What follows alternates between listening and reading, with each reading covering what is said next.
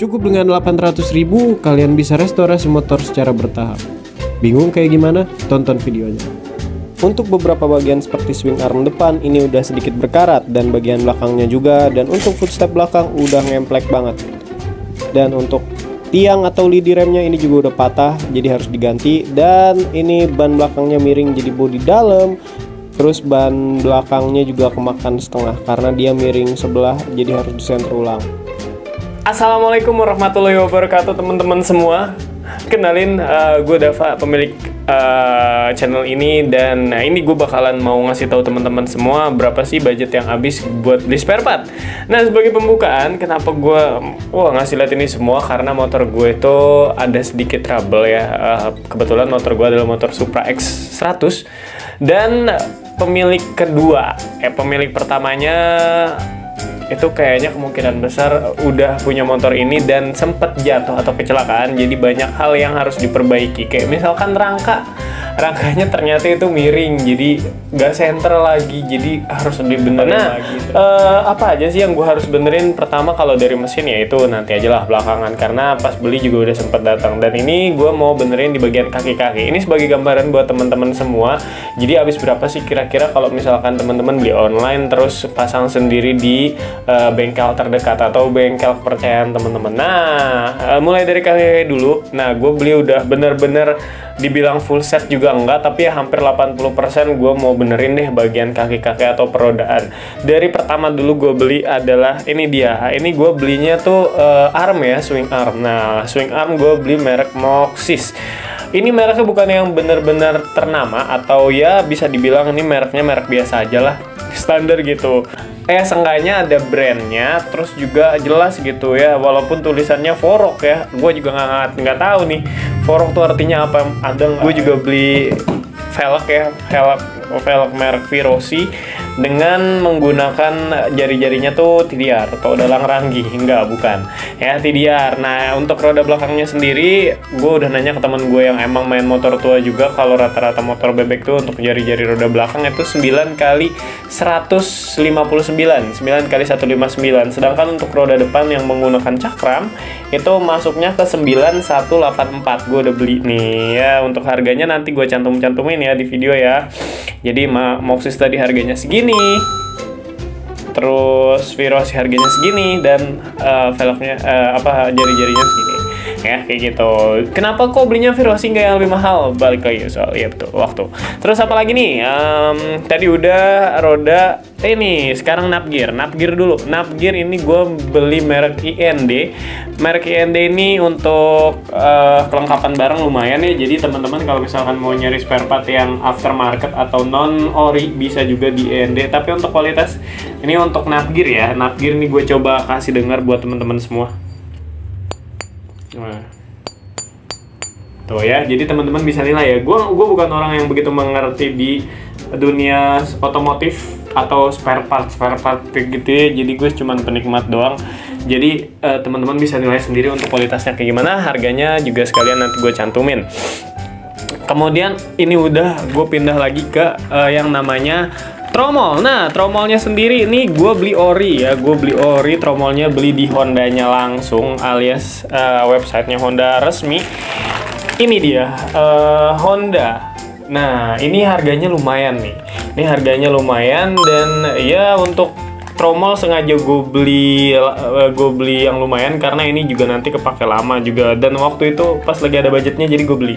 Kalau teman-teman mau nyari yang ori juga untuk motor teman-teman yang mungkin motor lumayan tua, bisa nyari di Honda Cengkareng, websitenya teman-teman bisa cari sendiri di Google. Harganya lumayan, tapi nggak kalau misalkan teman-teman nyari yang ori di reseller juga itu banyak, tapi kalau misalkan mau yang lebih terjangkau sedikit lumayan bisa cari di Honda Cengkarengnya. Tapi dengan catatan ini pasti harganya itu maksud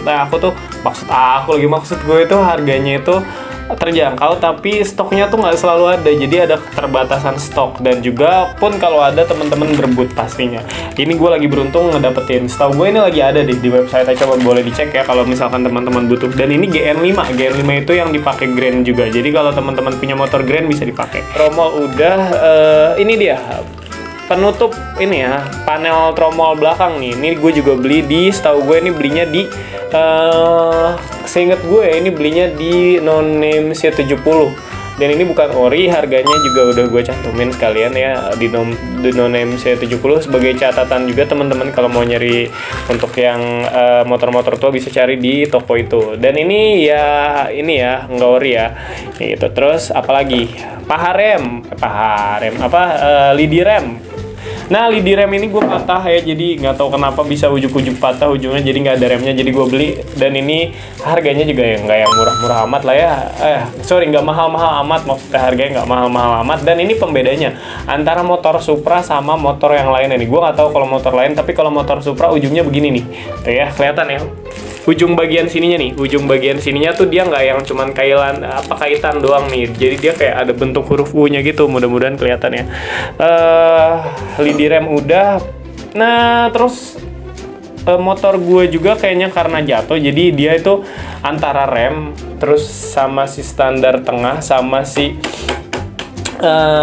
footstep itu dia mau bengkok-bengkok, footstepnya bengkok, standar tengahnya udah ngikut, kalau rem diinjak jadi ngikut gerak. Nah itu karena as assalamualaikum enggak ya. Ininya nih, standar tengah sama remnya tuh dia udah bengkok, jadi gue beli aftermarket. Mulai dari ininya dulu deh, pedal remnya ini gue beli di merek IND juga. Merek IND dia lumayan lengkap, harganya juga nih teman-teman bisa lihat tuh ya, gue udah cantumin harganya.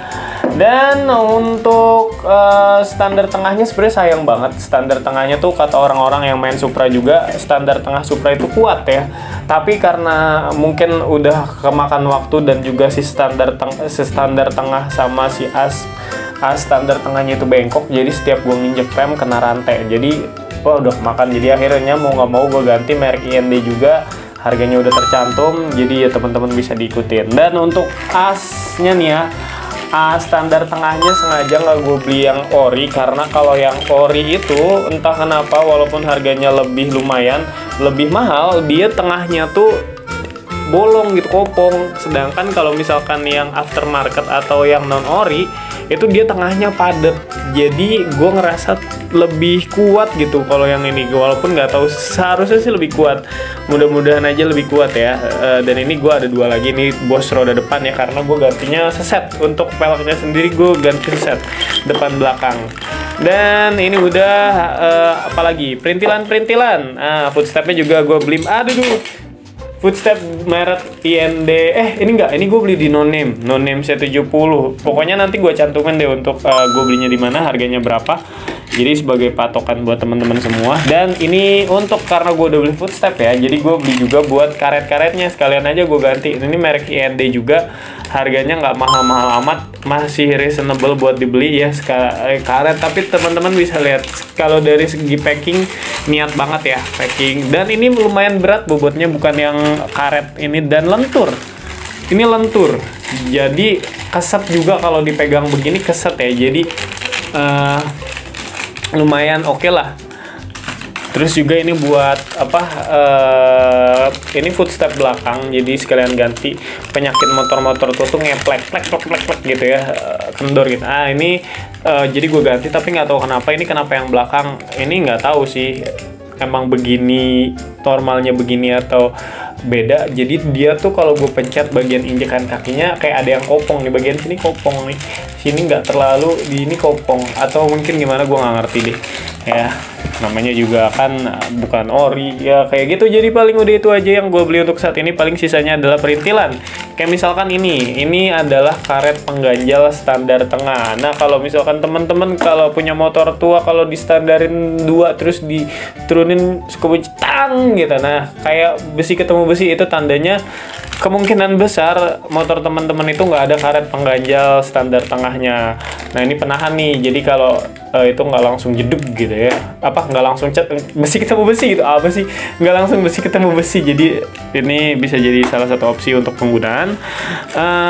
Terus juga gue beli penutup ini ya, penutup baut buat shock breaker. Terus ini dia nih buat baut ini ya, baut buat panel rem itu loh. Nah untuk totalnya sendiri gue itu untuk semua barang ini secara kotornya itu habis di 800 sorry secara kotor atau bukan ya sebutannya, tapi ya pasti gue habis itu nge-spend duit 800.000 ya, 800.000. Dan apa ya, itu belum termasuk pemasangan itu. Oke, cukup sekian video kali ini, lumayan lama nih makan waktunya, dan terima kasih banyak yang udah stay dari awal sampai akhir. Kalau misalkan kalian ngerasa terbantu atau terinformasi, boleh klik like buttonnya, boleh banget di follow, di subscribe maksud gue. Kalau misalkan mau follow sosial media gue, kalian cari aja langsung, teman-teman gue cari aja langsung di yang namanya bapak random. Jadi akun gue bapak random, nanti ada profilnya itu yang warna kuning, biru sama pink. Nah itu dia ya, bapak random. Terus udah itu aja. Thank you banget yang udah nonton, thanks for watching. Salam dari gue, sampai jumpa di video berikutnya.